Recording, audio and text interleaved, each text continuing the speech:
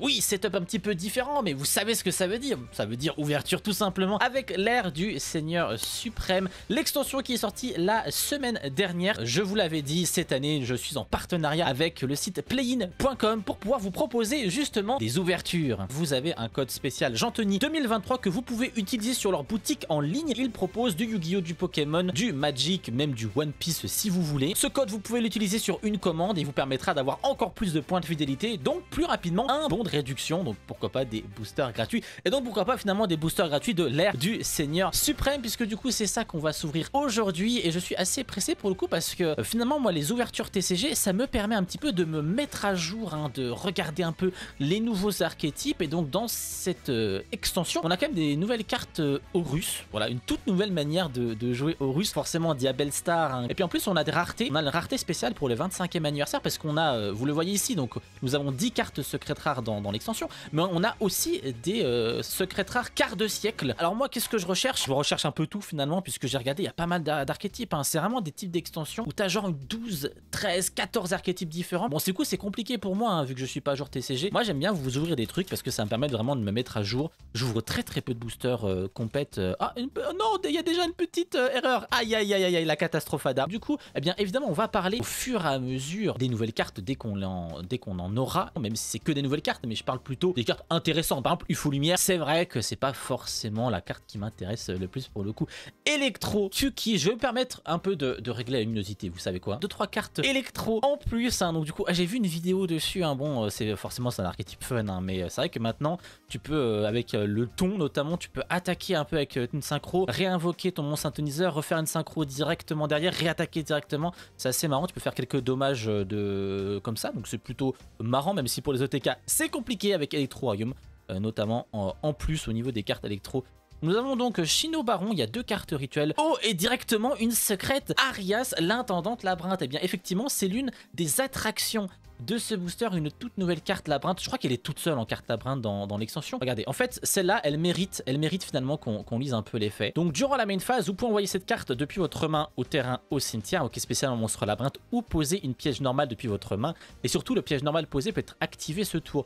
Donc en fait vous pouvez genre mettre barrière dimensionnelle, virus épidémique, destructif d'Aruma Canon, des trucs de fou furieux quoi, et les activer instantanément. Donc c'est vraiment une carte qui est plutôt pas mal, sachant que vous pouvez donc l'invoquer durant la main phase, donc même de l'adversaire. Donc t'imagines, tu poses dimensional barrière, instant, tour de l'adversaire te l'active. Bon bah, c'est plutôt pas mal. Imagine t'es T1, et bien en T1 tu peux directement mettre bien ton welcome, hein, ton bienvenu labyrinthe, ton big welcome éventuellement, et directement essayer d'invoquer la demoiselle. Et notamment ce qui est plutôt pas mal, c'est que la demoiselle en fait tu peux la chain à l'effet de Arias. Avec Arias tu vas pouvoir mettre un de tes pièges, et du coup la demoiselle protège ton piège.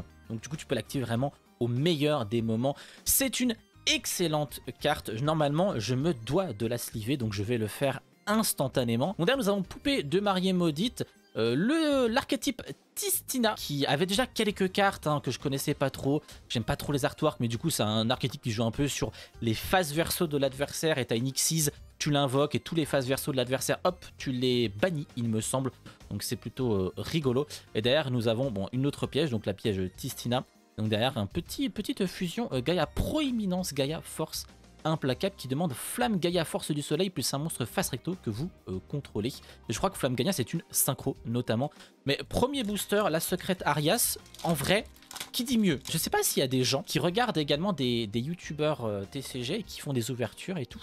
N'hésitez pas à me le dire, est-ce que vous êtes des consommateurs d'ouverture, ou est-ce que vraiment vous êtes plus des gens qui regardent du Links d'habitude sur ma chaîne et qui se prennent un peu au jeu et qui découvrent qu'effectivement ma main tremble? C'est un défaut de conception. Et ma mère m'a fait avec quelques défauts. Et bien effectivement j'ai ce type de défaut là, notamment le Bushi immortel. Bon en vrai je me place mal, c'est pour ça. Le Bushi immortel déplore le corps mortel notamment. Donc on va plutôt s'arrêter sur les archétypes, hein. Shino Baron qu'on avait déjà ici. Donc on a les cartes adorables fans de chambre. Ah, ça vous adorez ces artworks là, je vous connais, hein, dans ma communauté bien sûr. Vous les aimez, vous adorez les Dragon Maid, hein, donc je vous connais bien sûr. Baphomet 3 mythique, bête fantôme. C'est là il me semble que je l'ai vu un peu jouer. Je crois que j'ai vu du Branded Chimera, c'était assez marrant. Donc, si on invoque par fusion, on peut envoyer un monstre bête démon ou illusion depuis notre deck au cimetière. Et ça, c'est vrai qu'il y a un nouveau type illusion pour ceux qui n'ont pas suivi le TCG depuis quelques mois. Peut-être que je vous en parlerai si on tombe sur la seule carte qu'il y a dans ce set. Et durant le tour de notre adversaire, on peut bannir cette carte depuis le cimetière et cibler un monstre bête, démon, illusion banni et l'invoquer spécialement.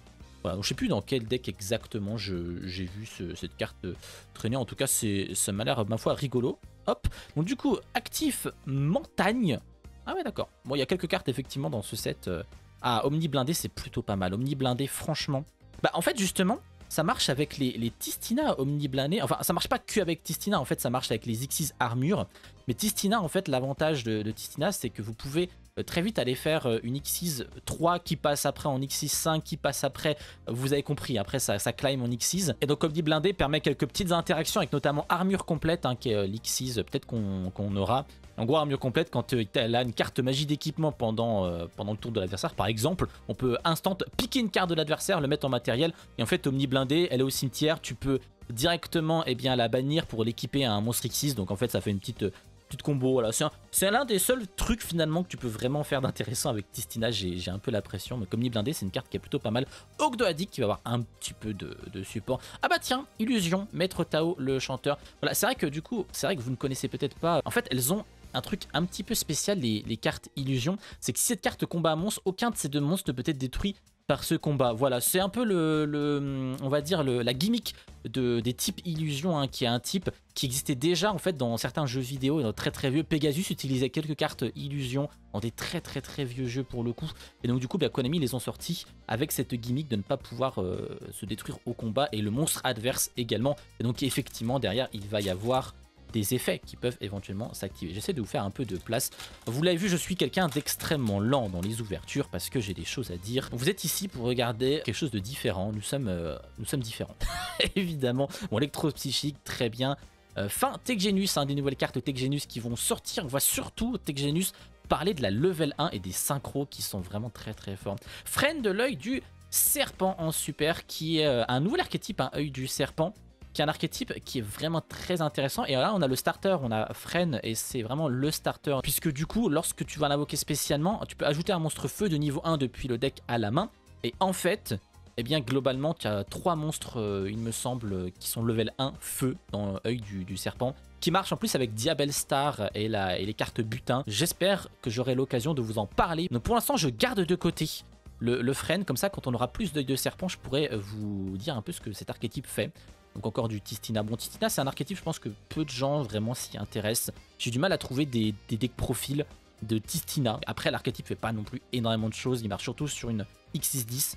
Donc je peux le comprendre. Ken le guerrier dragon, on va le mettre de côté. Bon, évidemment, cette carte-là, elle a fait le buzz avec Gen notamment, puisque en fait, les deux, elles marchent ensemble. Tu peux en invoquer une sur le terrain de l'adversaire. Et puis après, tu peux éventuellement faire du card advantage. Dès qu'on a Gen, on en parlera, parce que c'est deux rares en fait. Donc généralement, tu les as assez facilement. C'est pour ça qu'elles ont fait beaucoup de bruit lorsqu'elles ont été annoncées. Mais normalement, tout... Bon bah voilà, bah écoutez, on va en parler maintenant.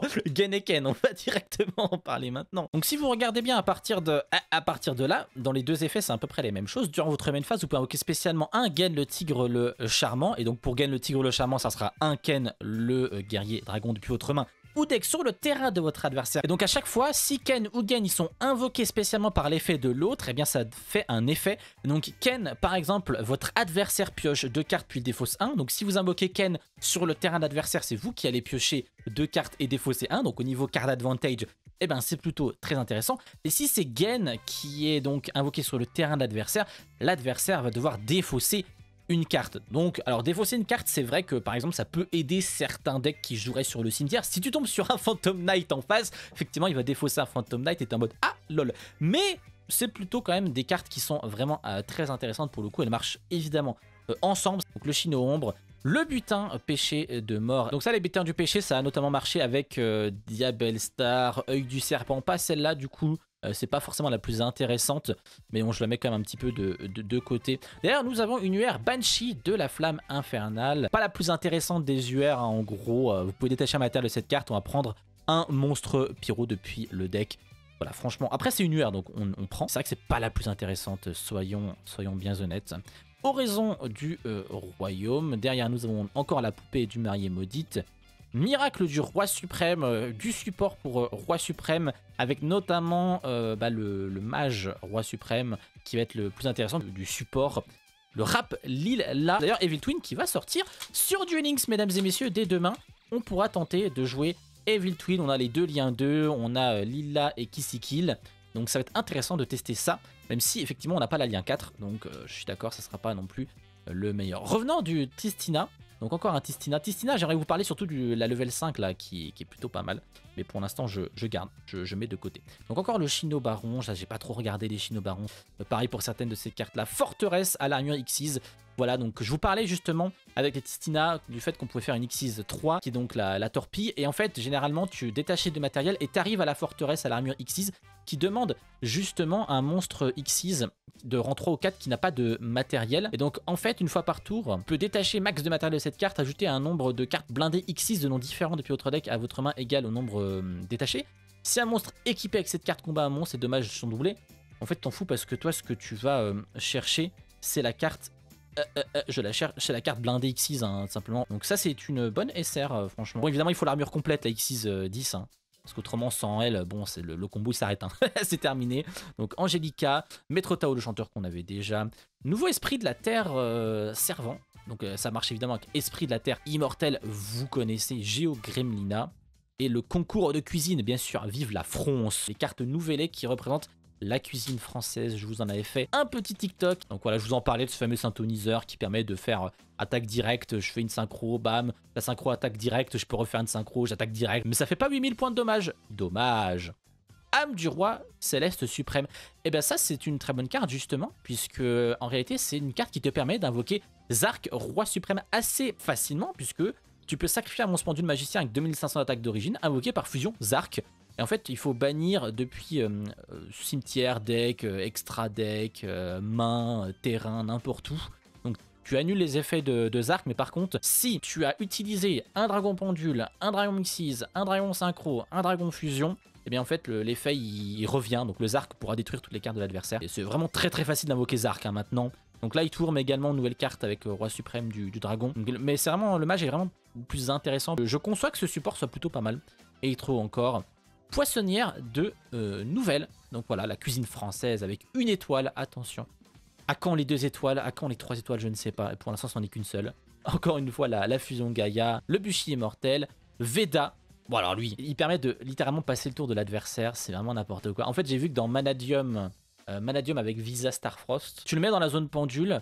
Donc en fait, tu vas détruire tes propres monstres. À chaque fois, il gagne 3 compteurs. Et quand il a 12 compteurs, tu peux l'invoquer spécialement sur ton terrain. Donc il a 4000 points de défense. Donc c'est un peu compliqué. En fait, pendant le tour de l'adversaire, ton adversaire, il invoque spécialement un monstre.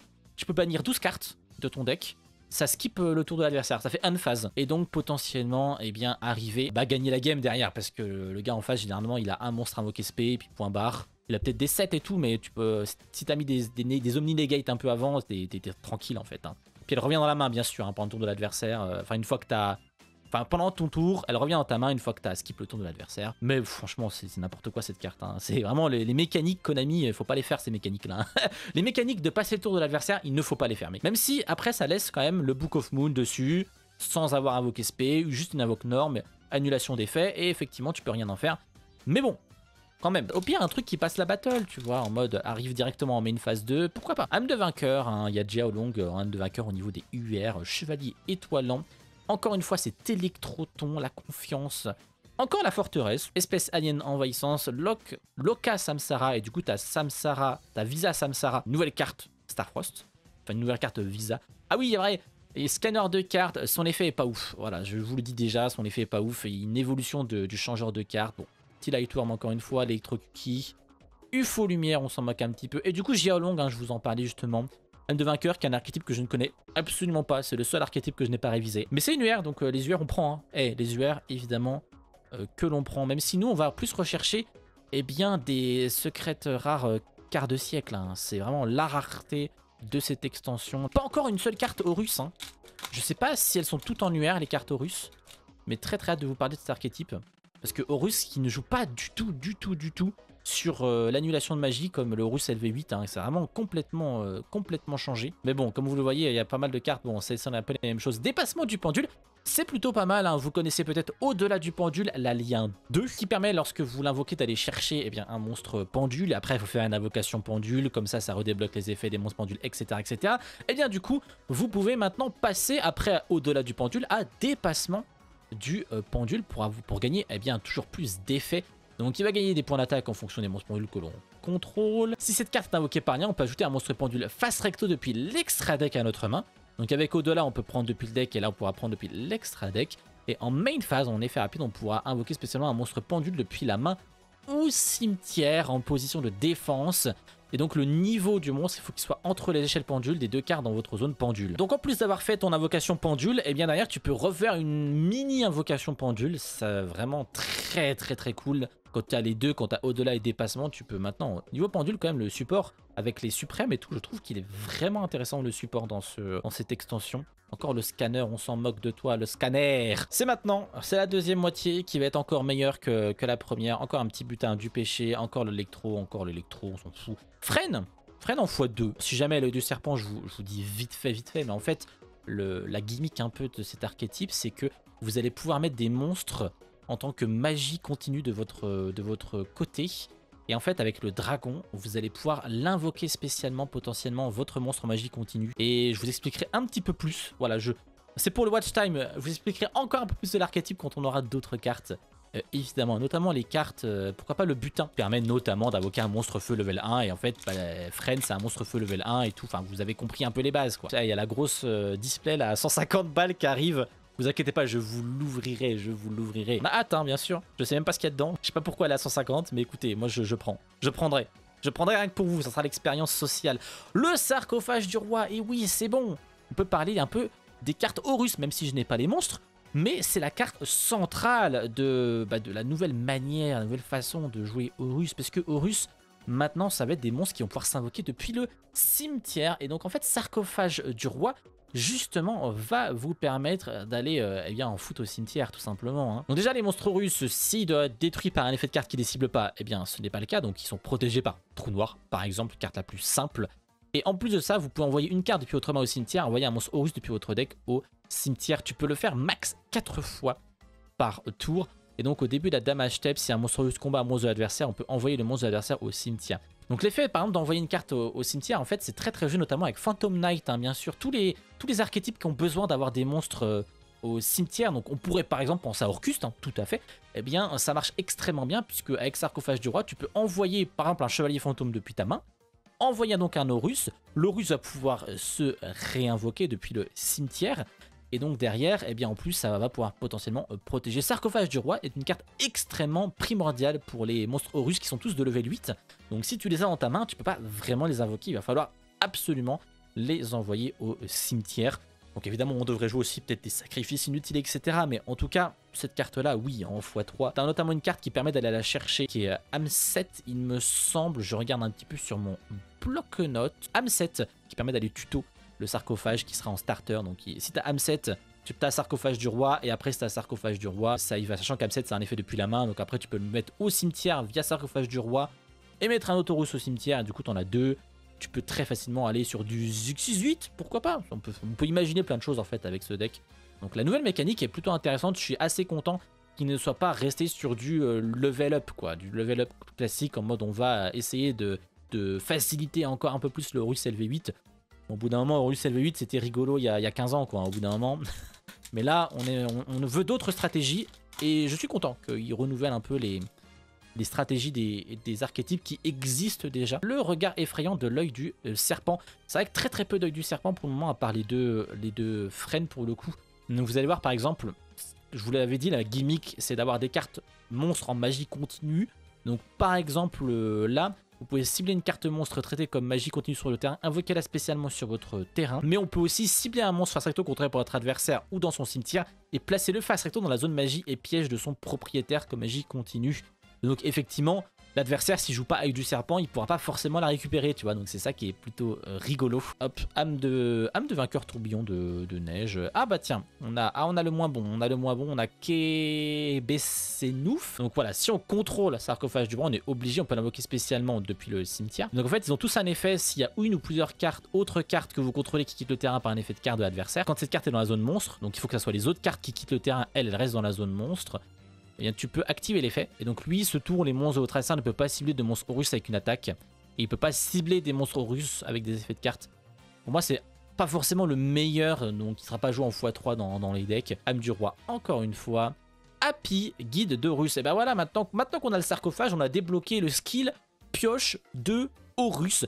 Et donc Happy, lui par exemple, eh bien, il a juste un effet quand, eh bien, vous savez, les fameux effets quand les autres cartes quittent le terrain. Donc lui, il pourra cibler 2 cartes bannies et ou dans les cimetières. Donc soit vous les ajoutez à la main, soit vous les mélangez dans le deck. Donc vous pouvez par exemple renvoyer des cartes du cimetière de l'adversaire, mais vous pouvez aussi reprendre des cartes ban. Donc par exemple, imagine tu as des chevaliers fantômes que tu as ban, bah, tu peux les reprendre et avec le sarcophage doré, tu peux les remettre au cimetière.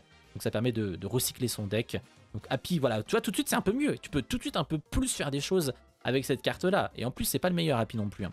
Donc encore Tistina, mais Tistina sans l'Exis 10, Tistina, c'est pas incroyable non plus. Sans la carte level 5 en plus, qui, spoiler, peut sacrifier un monstre face verso de l'adversaire pour s'invoquer. Elle devient level 10. Et t'as un autre Tistina, tu l'invoques SP, il copie un peu le niveau, donc il devient aussi level 10.